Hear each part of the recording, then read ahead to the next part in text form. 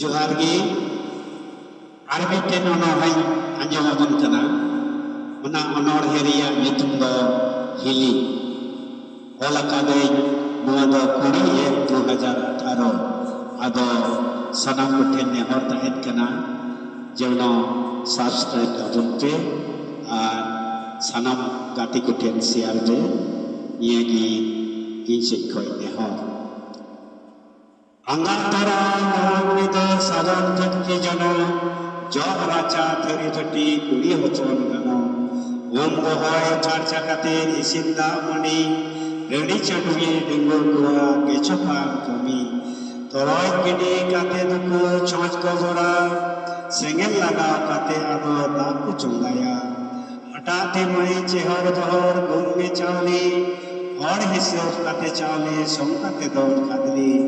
निरान चितान आलम कमी कुड़ी हचन जानो बाजान सावदा किरिंग दे दो उनागी को उड़न अमा देवहार चलन गिचो हड़ को अरी मंदी काते गिचो कथा तो को सर्दी रोड लांदा इरी चिकी मने आलम जबर आडे टोला हड़ कोठेन हताव कान को खबर ᱧᱟᱢ केदा को अमा तिही समाज रिया खबर जोगी बड़ी ᱧᱟᱢ केदा को अमदा टमा खबर नौका तिना होयोग कना रहड़ ओतरे लेजे ओना तिगे कोड़ा हपन आपसे तो एकाल बाको लेगे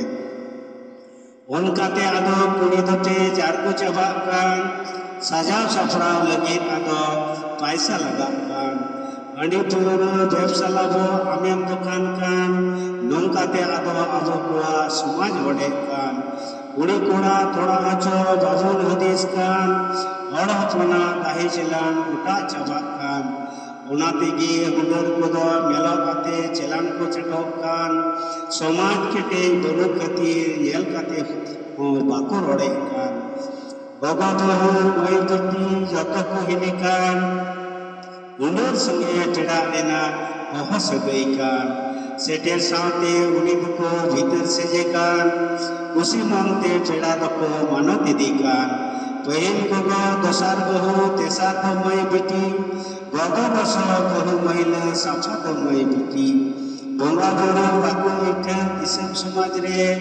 जतो कोठे तुझे को काज भीतर उड़ा रे गोगो तुझे बोंगा गति बहू रे हिन बहू इंगातेन कांदो बोंगा मई बेटी रे उचड़ेन नौकाते तिहिन उड़ा दुआर बोंगा बरिए जागा जमी गई डंगरा बंस दुको बड़े दारने